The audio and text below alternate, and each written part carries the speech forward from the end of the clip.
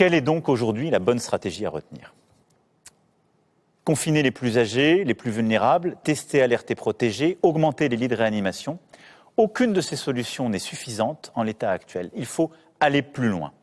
Après avoir consulté les scientifiques, dialogué avec les forces politiques, économiques et sociales, après avoir échangé aussi avec tous nos partenaires européens et pesé le pour et le contre, j'ai décidé qu'il fallait retrouver, à partir de vendredi, le confinement qui a stoppé le virus. Tout le territoire national est concerné, avec des adaptations pour les seuls départements et territoires d'outre-mer. Mais parce que nous avons appris des événements du printemps, ce confinement sera adapté sur 3 points principaux. Les écoles resteront ouvertes, le travail pourra continuer, les EHPAD et les maisons de retraite pourront être visitées. Quelles seront les règles de cette nouvelle étape ? Et le gouvernement, demain, les détaillera lors d'une conférence de presse. Il y a d'abord ce qui ne changera pas par rapport à ce que nous avons vécu au printemps.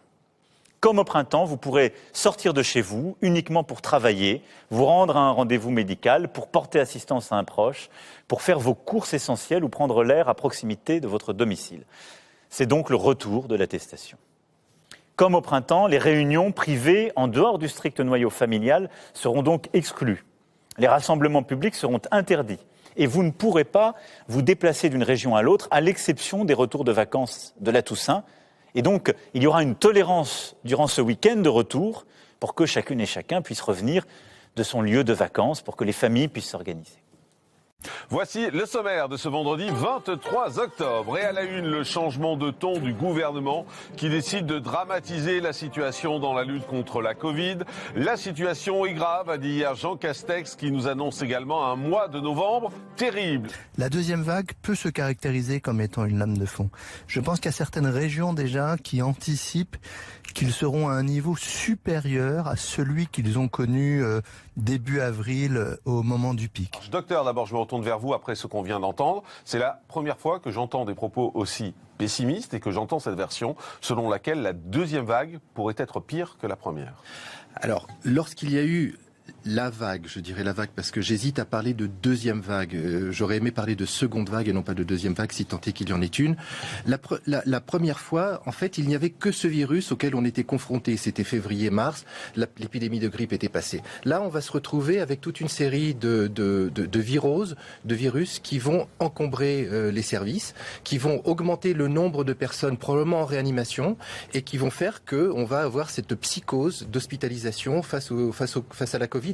On va croire que toutes les viroses que l'on va avoir, les rhinopharyngites, les angines, les bronchites que l'on va avoir, vont être rattachées à cette Covid. D'ailleurs, moi, dans mon cabinet, toutes les personnes que je vois qui présentent des rhinopharyngites, que j'aurais étiqueté rhinopharyngites les années précédentes, je les étiquette et on les étiquette Covid parce qu'il y a cette phobie autour de la Covid. J'aimerais quand même dédramatiser parce que quand on parle de 40 000 tests qui sont faits, 40 000 cas découverts chaque jour.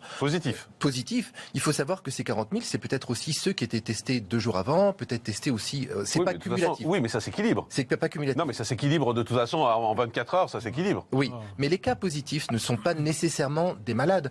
On parlait tout à l'heure de ce que font les gouvernants. Ils nous font penser d'une manière différente. En tant que médecin, quelqu'un qui n'est pas malade, on n'a vraiment pas besoin de le soigner, de le traiter, de lui faire une éviction, de lui faire voir un arrêt de travail en attendant le résultat de ces tests.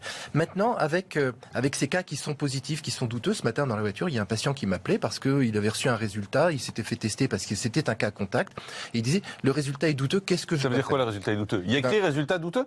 Oui, il y avait écrit résultat douteux, ça veut dire que...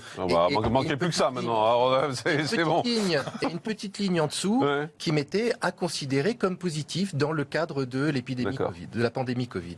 Donc vous voyez, on se retrouve face à des situations comme ça qui sont un petit peu... qui font que les chiffres augmentent, qui font que les chiffres deviennent alarmants, que les gouvernants nous font peur avec des chiffres qui ne correspondent pas vraiment à la réalité. Veuillez rester chez vous, sur votre lieu de résidence, dans la mesure du possible. Alors, docteur Delmen Sadoun, est-ce que la situation en Allemagne est inquiétante ou pas ? On parle encore une fois de cas positifs. Alors plus on teste, forcément, plus on trouve de cas positifs. On parle de cas positifs, on ne parle pas de malades. On ne parle que de cas positifs. Donc forcément, quand on voit des courbes qui s'affolent parce que les cas positifs augmentent, il faudrait mettre en parallèle le cas de malades. Et le cas de malades légers et le cas de malades lourds qui vont en réanimation. Oui, mais enfin, c'est désormais, ça. c'est les gouvernements qui prennent en compte cette donnée. Enfin, toutes les communications du gouvernement, y compris en France, ça se fait aujourd'hui sur le nombre de cas positifs. Ça veut dire quoi? Oui, On a tort. ça veut dire que les épidémiologistes font bien leur travail et arrivent à convaincre le Mais gouvernement. c'est pas la bonne donnée qu'il faut regarder. Mais ce sont les malades et ce sont aussi les morts que vous citiez.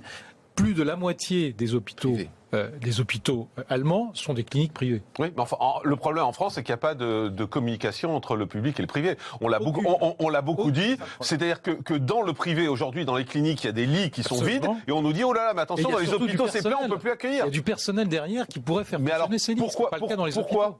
Pourquoi? Ah bah ça, c'est un des mystères de la lutte entre privé et public. Mais à part que vous êtes un politique, donc on ne peut pas juste dire c'est un mystère. Ah si, pour moi, c'est un mystère. Parce que ça fait des années que ça devrait être aboli. Vous avez vu tout à l'heure. On savait. Enfin, je veux dire, l'hôpital, il est surchargé encore, tous les hivers. Pas appel aux cliniques. Mais oui, mais justement. Et pourquoi? Et voilà. Et à un moment, en fait, parce qu'il y a une espèce de suprématie du public qui fait qu'on n'a pas envie de faire appel au privé. Le reportage de tout à l'heure nous affolait à propos de l'hôpital de la Timone parce qu'il était saturé. Donc c'était un affolement complet. Ce sont 15 lits. Ouais. Il a dit 20 lits, oui. C'est une quinzaine de lits, entre 15 et 20 lits. À la Riboisière, c'est 12 lits de réanimation, si je ne me trompe pas. Absolument. Donc on s'affole sur 12 lits qui sont saturés, donc forcément... Mais donc on dramatise. On dramatise un petit peu. Si on répartissait un petit peu... La vague de novembre, vous avez bien compris. Si on répartissait un petit peu, je pense qu'on serait pas dans cet état. Malheureusement, j'ai une mauvaise nouvelle pour vous, mais a priori, vous allez devoir fermer à partir de demain soir minuit, si l'on en croit les informations. Mais vous vous rendez pas compte, mais c'est une vraie catastrophe pour nous les indépendants. Demain, on va tous crever. Là, moi, je vais demander au gouvernement de nous acheter la corde et de nous donner les branches pour nous pendre. Qu'est-ce qu'on va faire? On va laisser les grandes surfaces ouvertes avec les rayons non essentiels et nous, les petits, on va encore crever. Excusez-moi, mais là, j'en peux plus, quoi. Moi, je suis fatiguée. Je m'occupe d'une association qui gère pas loin de 25 000 indépendants. Ça s'appelle Les Pendus. Les gens sont au bord du gouffre depuis hier soir. C'est des messages d'alerte. Les gens vont se suicider. Et le gouvernement, il fait quoi? Il est encore en train de nous plomber toute notre économie, toute notre vie. Il y en a qui vont perdre leur maison, leur famille, ils vont tout perdre et on va faire quoi? Mais c'est pas possible, il faut que ça s'arrête, quoi. Là, c'est plus possible, faut que ça s'arrête. Faut qu'ils arrêtent, ils sont pas capables de gérer quoi que ce soit. On a un gouvernement d'incapables, ils méritent la cour martiale. On va tous crever pour arriver à quoi? À rien. Il y en a ras-le-bol. Moi, excusez-moi, mais là, j'en peux plus, là. Je suis au bord du gouffre, je suis au bord du suicide, j'en ai ras-le-bol, quoi. Je vais faire quoi demain? Mes collègues, ils vont faire quoi demain? On va faire quoi? On va encore engraisser des GAFA? Tout le monde va se ruer sur Amazon? Déjà, les gens font leur course, ils vont acheter du PQ. Non, mais il faut qu'ils arrêtent, quoi. Les Français, il faut qu'ils se réveillent, quoi. Ça suffit, il y en a marre. Moi, je n'en peux plus. Je suis au bout du rouleau. Je vais faire quoi demain? Demain, j'ai pris un PGE, je vais aller voir mon banquier, je peux pas payer. Mes charges vont arriver, je peux pas les payer, je fais quoi? Alors moi, demain, si ce soir, Macron nous reconfine, je demande à tous les indépendants de ne plus payer leurs charges. On n'est pas essentiel, nos charges ne sont pas essentielles. Notre TVA n'est pas essentielle. Il y en a ras-le-bol, il y en a vraiment marre. Les mensonges de l'État sont à tous les niveaux, y compris dans les morts soi-disant du Covid. On meurt avec le Covid, on meurt certainement pas à cause du Covid. La gêne est palpable sur le plateau. Même les journalistes se rendent compte de cette pandémie. Le gouvernement, pour moi, il n'a rien fait. Au lieu d'ouvrir des lits de réanimation, au lieu d'ouvrir des ailes de bâtiments qui sont fermées, qui ne servent plus à rien du tout, donc ce qu'on fait, c'est que le problème, il y a plusieurs problèmes en fait. Quand on reçoit en réanimation quelqu'un qui a, par exemple, je donne un exemple, qui a une leucémie, d'accord? Il va décéder de leucémie. Mais à partir du moment où il a des traces de Covid, on va dire quoi? Il est mort du Covid. Alors que pas du tout. Pas du tout. Et comme ça, je peux vous en citer des dizaines et des dizaines. J'ai fait aussi des vacations en EHPAD. Il y a des personnes âgées qui décèdent et qui décèdent pas du Covid. Et ils sont constatés Covid. On veut faire mourir de faim un pays de 67 millions de Français car on a 5000 places en réa. Qu'a fait le gouvernement pour augmenter ces places? Rien. Oui, mais les hôpitaux et les cliniques privées, comme lors du premier confinement, sont au chômage technique. Il y a 115 000 places. D'abord, premièrement, tous les ans, à la même époque, automne, hiver, c'est un marronnier journalistique, ça. Tous les ans, les réas sont pleines. Les couloirs des urgences sont pleins. Ça, c'est un fait. Donc, c'est pas Covid ou pas Covid, c'est toujours pareil. Ça change pas. Et en plus, ce qui est vraiment scandaleux, c'est qu'on nous dit on doit faire un confinement pour éviter la surcharge du système hospitalier. On est d'accord? Oui. Mais ce qu'on nous dit de dire, c'est hospitalier public. Bah oui, et on oublie privé. Mais oui, encore une fois.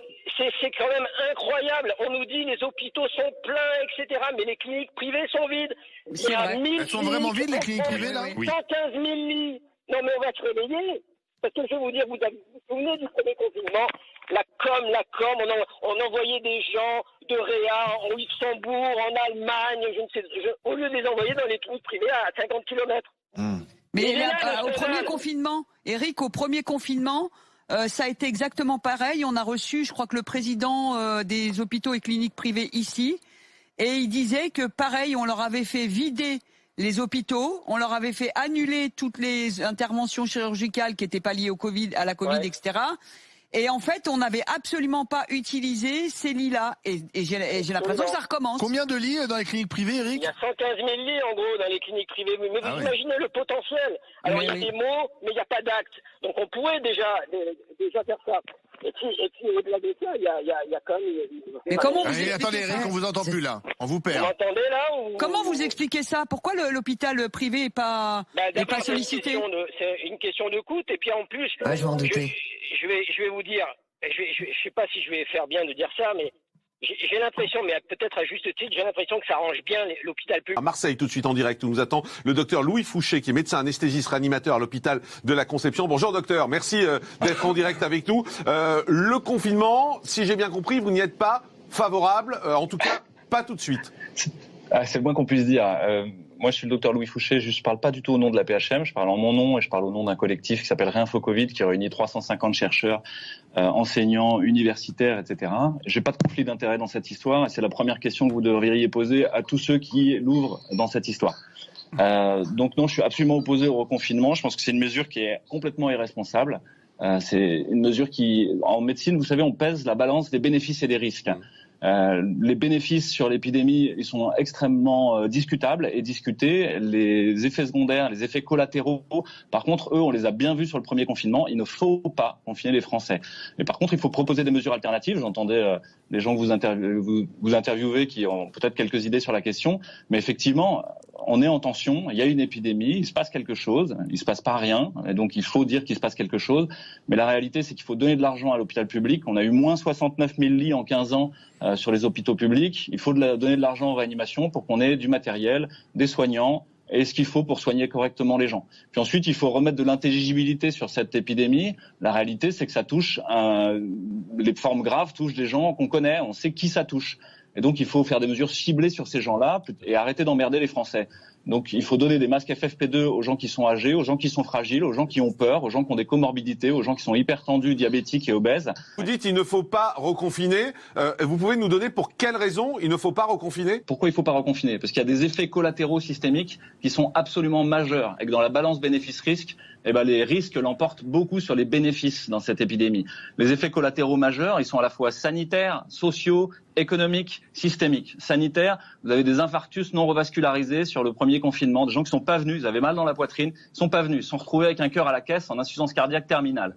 Vous avez des cancers, des leucémies, des lymphomes qui ont 3, 6 mois, 7 mois de retard diagnostique et thérapeutique. Et on voit des formes qu'on voyait plus depuis 30 ans, avec des pertes de chance en termes de pronostic qui sont majeures et qui vont largement compenser les morts du Covid, et même bien plus. Vous avez des personnes âgées qui déclinent au niveau cognitif très très rapidement, d'être isolées socialement, d'être derrière des masques. Nous, on a des témoignages d'orthophonistes qui nous disent de semaine en semaine, ils reconnaissent plus un éléphant d'un lapin. Puis la semaine d'après, ils savent plus ce que c'est qu'une carotte. Pareil, vous avez des enfants en crèche qui sont avec des tatas masqués toute la journée, qui n'ont pas le droit de les toucher.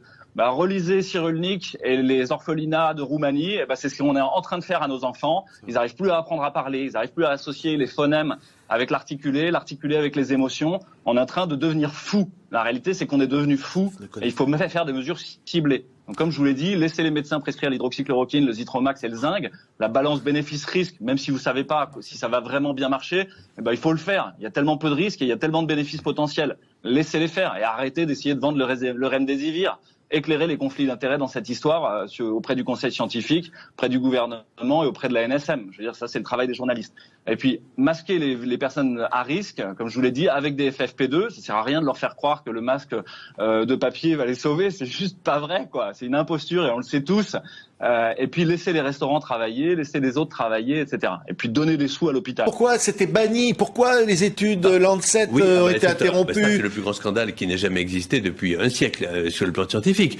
Mais Quand vous dites c'est le plus grand scandale depuis un siècle au plan scientifique, ça veut dire quoi? Qui est derrière? Ce sont les labos. On dit parce que l'hydroxychloroquine ne rapporte rien, ne coûte rien, et qu'il fallait préserver finalement pour les labos la perspective d'un vaccin. Oui, alors plus personne n'en parle aujourd'hui parce que nous sommes dans l'urgence comme d'habitude, mais en réalité il y a des enquêtes judiciaires américaines et européennes pour savoir qui a payé une fausse étude qui est rentrée dans un des plus grands journaux scientifiques la veille de l'ascension, ce qui fait que la une de tous les journaux dans le monde a été de dire là ce médicament ne marche pas. Et donc, on a même dit qu'il était dangereux. Oui, et Raoult a dit c'est un scandale parce que ça a été donné à des millions de personnes depuis très longtemps. Après, si vous voulez, on a vu qu'il y avait des enjeux politiques et des enjeux économiques. Des enjeux politiques, lorsqu'on voit M. Poutine expliquer que il a trouvé le vaccin, ça y est, que tous les Russes vont être vaccinés, ça, c'est évidemment une foutaise. De la même manière, lorsque vous voyez un grand laboratoire américain dire « nous avons le médicament parfait » ou quelqu'un qui est même pas encore dans la phase des hommes sains pour voir si le vaccin ne tue pas, eh bien, lorsqu'ils disent mon vaccin marche ou mon médicament marche, eh bien, la valeur boursière augmente de 4-5 fois dans la nuit. Beaucoup d'intérêts financiers, c'est ça que vous dites, au fond, on mélange. Oui. Je ne suis pas de votre nature, je suis de notre nature. Moi, je ne veux pas faire peur aux gens, je ne manie pas la peur pour effrayer les gens. Ça, c'est une chose sur laquelle on peut vous accorder raison. Je vous le dis, je pense que ce pays vit une erreur dramatique, qui est la dramatisation perpétuelle, pour quelque chose dont, à la fin, qu'est-ce qu'on va suggérer? Que tout le monde reste enfermé toute sa vie parce qu'il y a des virus dehors? On va y venir. Mais vous êtes tous fous. Vous êtes devenus tous cinglés. Mais sur l'appréciation que vous portez, est-ce que vous pouvez reconnaître qu'il y a 4 semaines, vous avez peut-être péché par optimisme? Attendez, est-ce que vous voulez bien arrêter de me demander si je suis optimiste ou pas? Oui, je suis optimiste. Je n'ai pas de raison d'être pessimiste. La vie a toujours été merveilleuse. Mais quand la courbe s'envole juste après, est-ce que ce n'est pas les médecins marseillais, les autres, qui ont eu raison, tout simplement? Écoutez, vous voulez pas regarder tous les jours, je publie toutes les courbes. Regardez ce qui se passait à ce moment-là, et regardez y compris d'ailleurs ce que nous avons actuellement. Attendez, il n'y a pas d'explosion exponentielle, il y a une augmentation exponentielle des cas.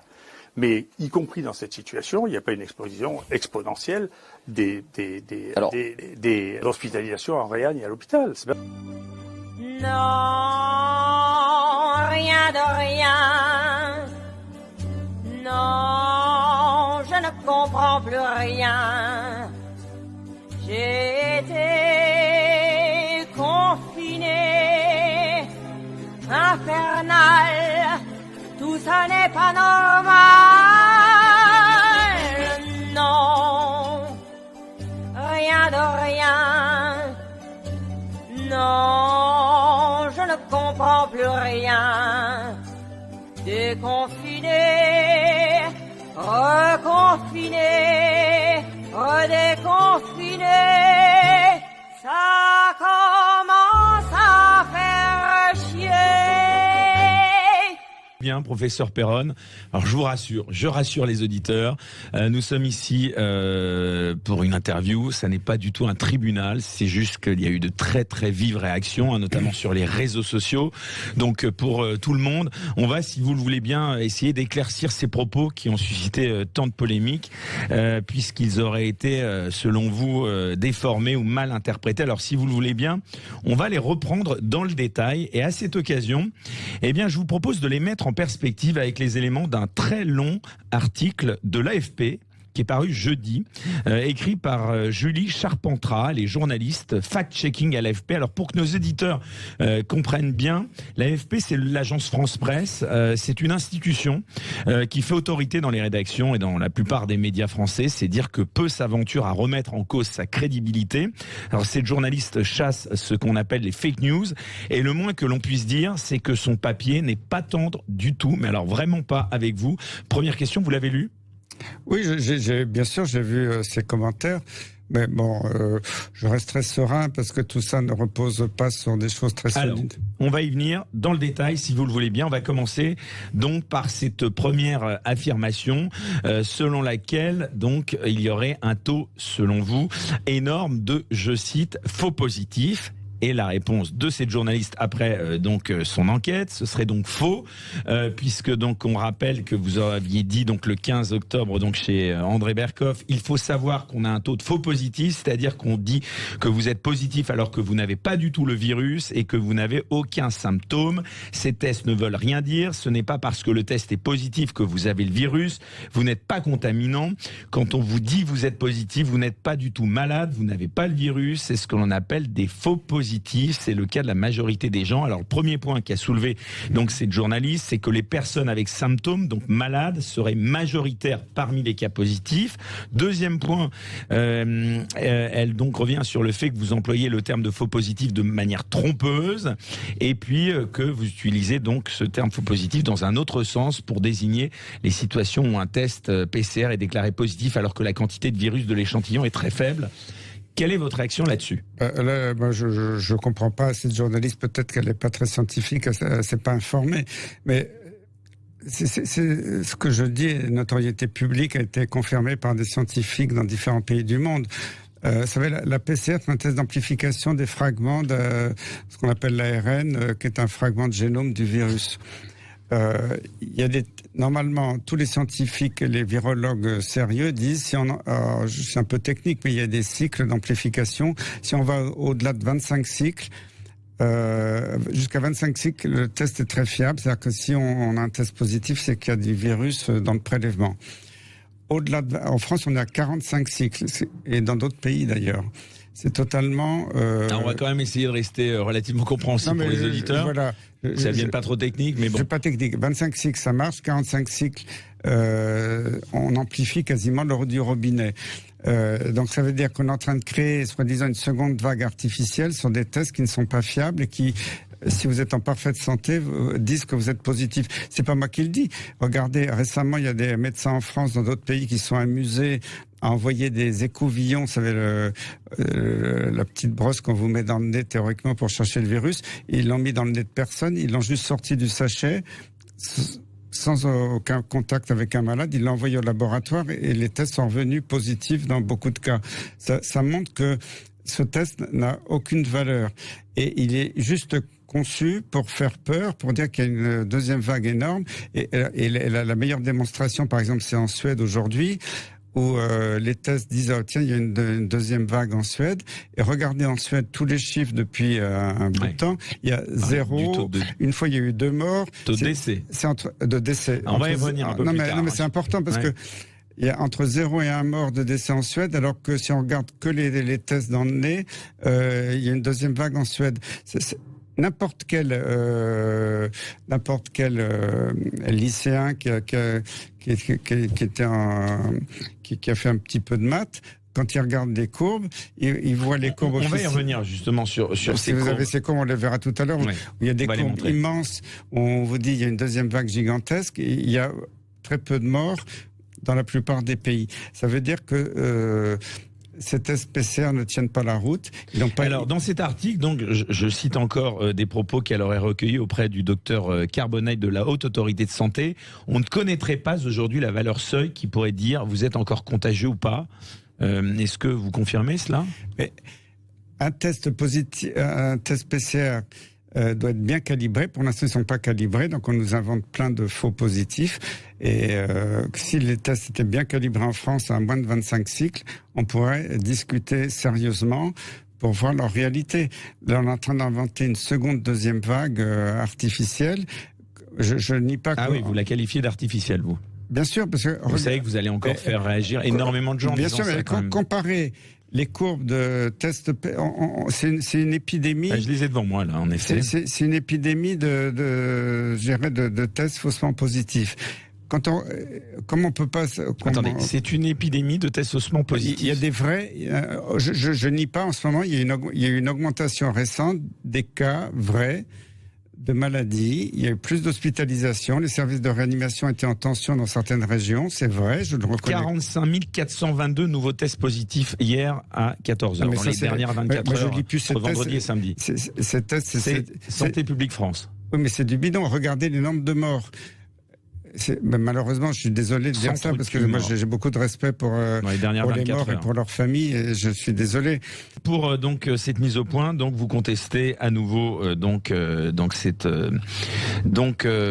article qui donc contestait lui-même ce que vous disiez concernant ces tests au coronavirus. D'ailleurs, que beaucoup de médias confondent à tort avec j'en parlais avec le professeur Toussaint, on est testé à un virus, en l'occurrence le nom scientifique c'est le SARS-CoV-2, et on voit dans tous les médias qu'on nous dit qu'on est testé à la Covid-19, qui est le nom de la maladie, ce qui n'a évidemment rien à voir. Si j'osais une comparaison, est-ce que c'est un petit peu comme le virus, alors vous me dites bien, si le virus HIV, on est testé positif ou pas au virus HIV, et la maladie qui est provoquée par ce virus, c'est le sida, est-ce que c'est pour moi, ça. Non, mais je veux dire, en sémantique, c'est important parce qu'on entend tous les jours, il y a 45 000 nouveaux cas. Et on ne précise pas de quoi. Donc, c'est des cas de positivité au virus, qui ne veut pas nécessairement dire qu'on est malade. Ah oui, là je suis d'accord avec ce que vous dites.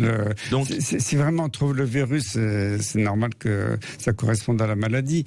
Le problème, c'est que le test qui soi-disant doit détecter le virus n'est pas bon parce qu'il est trop sensible.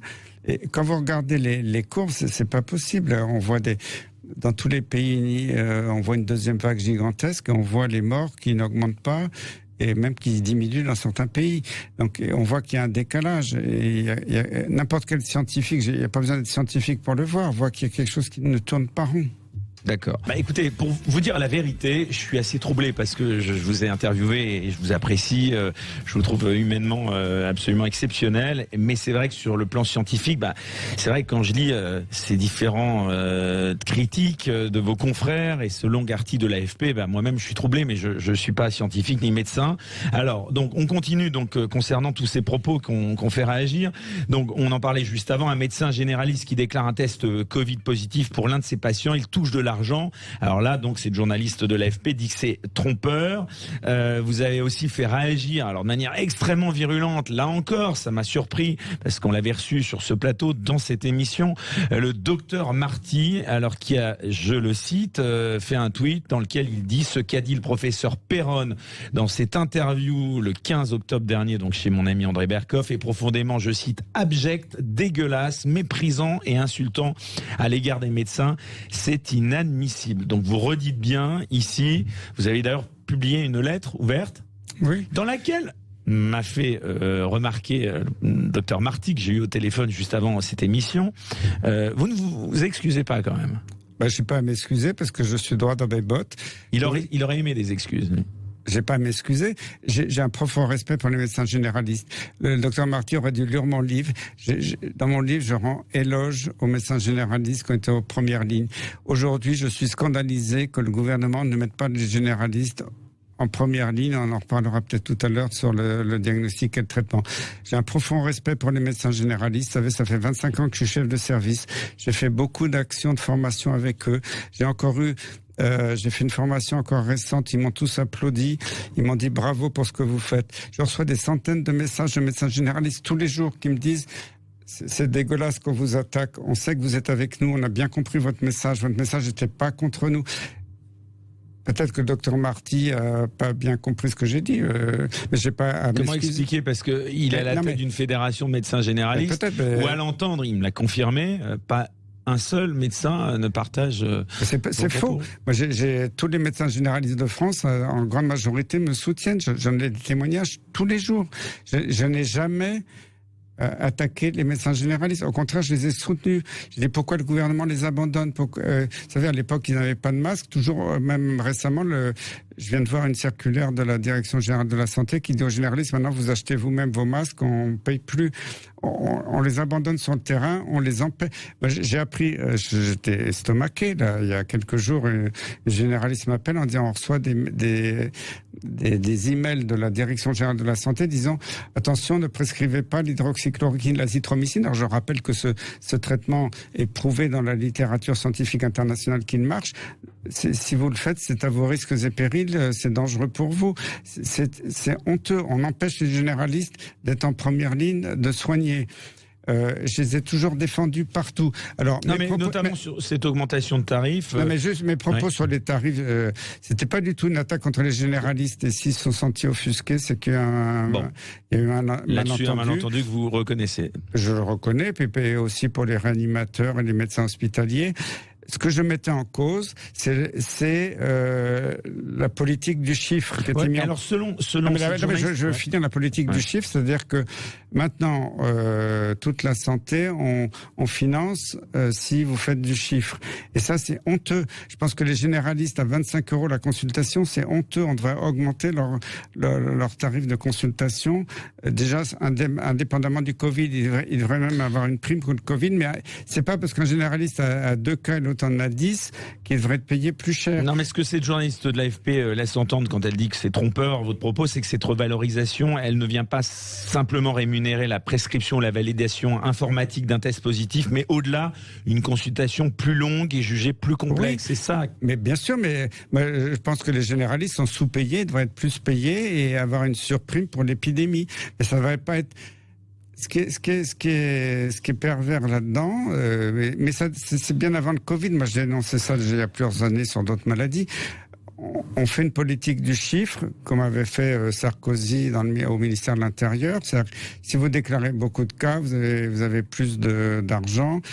Mais ça, c'est pas normal. La santé doit pas reposer sur une politique du chiffre. La santé, c'est un médecin qui doit s'occuper de ses patients. J'estime que les médecins généralistes sont largement sous-payés en France. C'est un scandale monstrueux. Et ils devraient tous être plus payés et faire leur prendre en charge de façon sereine. En tout cas, professeur Perron, ces propos que vous avez tenus, l'affaire ne semble malheureusement, j'ai envie de dire, pour vous pas terminée, puisque interrogé par l'AFP sur ces propos, sur les médecins et les services de réanimation, le ministère de la Santé a jugé ces propos, je cite, regrettables. Alors je cite également, dans ce contexte difficile, les affirmations du professeur Perron qui ne reposent sur aucun élément tangible sont regrettables. Regrettables car elles traduisent la remise en cause par un médecin de la déontologie et de l'éthique des équipes médicales et soignantes. Regrettable car elle jette le discrédit sur les professionnels fortement mobilisés pour assurer les meilleurs soins dans le seul intérêt des patients. Voilà ce qu'a écrit le ministère. Également saisi, le Conseil national de l'ordre des médecins examinera votre cas lors de sa prochaine séance plénière du Conseil national. Ça aura lieu en fin d'année.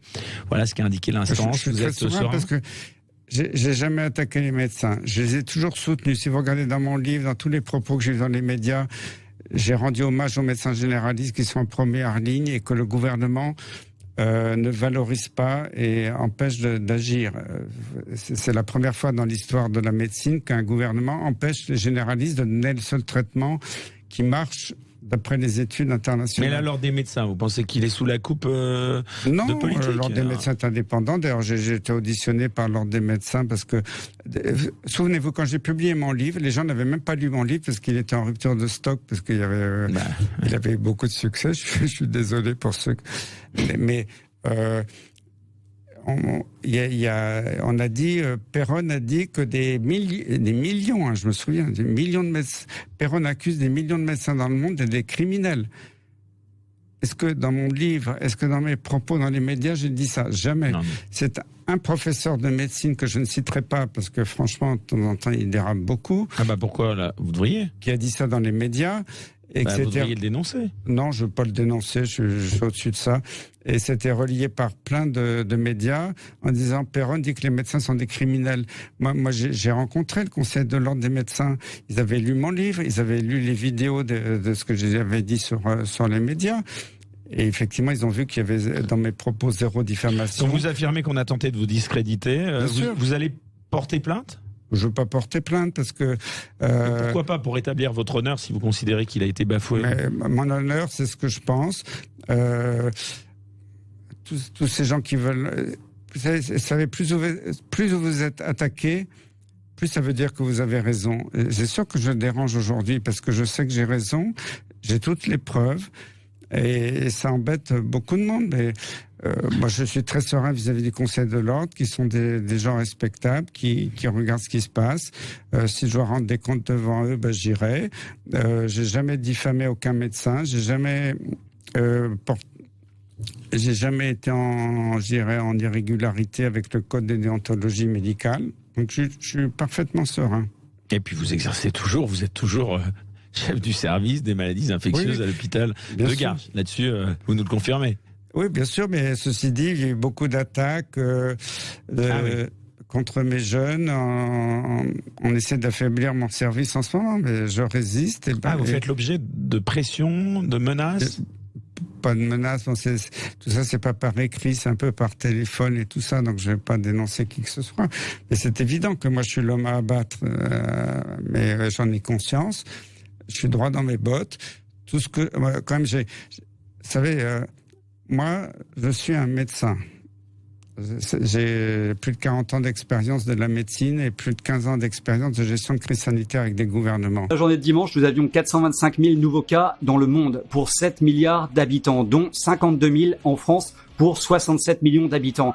Donc nous avions 12,23% des nouveaux cas du monde entier en France, pour une population qui ne représente seulement que 0,9% du monde entier. Vous voulez dire quand vous dites que vous avez le sentiment que les mesures ne sont pas équitables ? Vous avez vu, j'ai vu le reportage que vous venez de passer. Quand je prends les transports en commun, en ce moment, je suis pas mal sur Paris pour les tournages de l'émission Top Chef. Quand on voit comment ça se passe dans les transports en commun, on a du mal à comprendre que nos établissements où on accueille 45 personnes soient plus dangereux que ces yeux-là, quoi. C'est pas un problème il faut fermer les restaurants, c'est pas vrai. Qui démontrera que fermer les restaurants diminue le R0 et diminue la tension sur la réanimation? Je relirai son étude avec une grande attention, je vous assure. La réalité, c'est que non, pas du tout. Qu'est-ce qu'il faut faire? Il faut laisser les médecins prescrire et prescrire quelque chose de cost-effective. Vous sacrifiez l'économie d'un côté dans un premier choix de politique sanitaire, ou alors vous les laissez prescrire ce qu'ils veulent, qui coûte pas cher. On dit à partir de 21h, il faut fermer vos établissements. Donc c'est nous qui prenons la décision de ne plus faire tourner nos restaurants, parce qu'à 21h, chez moi à Toulouse, on prend l'apéritif. Donc ça n'a plus de sens. On se tue nous-mêmes, quoi. C'est pas le gouvernement qui nous impose de fermer. Il nous impose de fermer à 21h, c'est un couvre-feu, mais c'est différent. Et donc on peut pas se retourner contre les assurances qui sont une fois de plus aux abonnés absents. Dans cette crise, on a beau se battre, mais ils n'entendent rien. Milliards d'euros chaque année, elles font des milliards de profits. Et le jour où on a besoin d'elles, comme d'habitude, elles sont aux abonnés absents. On n'annonce pas des reprises avant 2021-2022. Moi j'ai des prestations qui se sont annulées jusqu'en novembre 2021. Les clients, ils sont frileux. Ils savent pas s'il y aura le public, si les gens seront au rendez-vous. Il a perdu 10 kilos et a 18 de tension à 48 ans. Les banques nous imposent d'être caution personnelle en engageant nos biens personnels. Ça veut dire que si demain, ma structure, elle est en cessation de paiement, ça veut dire que ma vie complète s'effondre. Et dans quel état d'esprit ça vous laisse ça? Ah je suis triste, clairement.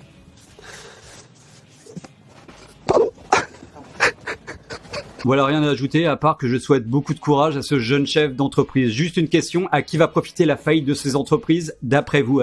On est bien d'accord que ce sont les banques qui d'un seul coup vont récupérer tout le pactole, tout le pognon, en vendant les biens personnels de ces chefs d'entreprise. En plus des intérêts, des agios qui vont aller avec toutes ces faillites successives. Et après, que va-t-il se passer? Selon moi, seules les très grosses boîtes vont survivre et vont pouvoir racheter pour des bouchées de pain ces entreprises en faillite. Ce sera bingo, jackpot pour elles. Moi, j'écoutais avec beaucoup d'attention ce qu'ont dit les médecins tout à l'heure, et je constate que les pays qui s'en sont tirés, malheureusement, ce sont les pays qui ont privé les gens de liberté. Ce sont les gens qui ont privé les gens de liberté. C'est comme la Chine, c'est comme la Corée, qui, en Chine, quand vous avez 3 cas dans une ville, vous testez en 24 heures 11 millions de personnes. C'est hallucinant. Oui, mais ils ont les moyens. Nous, on ne se les a pas donnés, ces moyens. Si, pour tester, maintenant, on a les moyens de le faire. Alors, encore une fois, ces gens de La République En Marche nous racontent des mensonges. La Corée du Sud n'a jamais été confinée. Mais évidemment, il n'est pas le seul de La République En Marche à raconter des mensonges. Écoutons. À ceux qui considèrent que les mesures ne sont pas bonnes, je dis et je redis, dites-nous quelles sont vos propositions. Comment comptez-vous protéger la vie des Français et lutter contre ce virus ?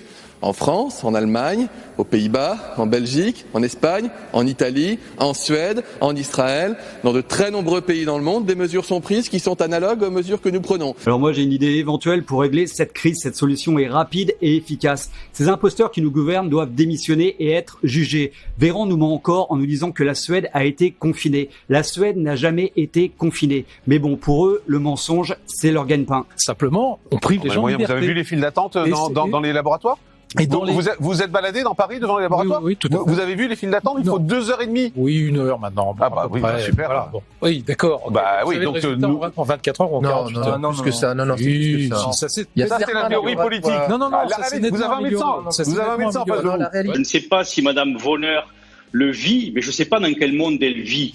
Moi, ce que je peux dire, c'est que même dans le village où je suis, alors qu'on est en ruralité, il y a 6000 habitants, le taux de positivité est de 16%. On voit des cas tous les jours, on voit des cas positifs, on voit des cas symptomatiques, on voit des cas symptomatiques, on hospitalise des gens.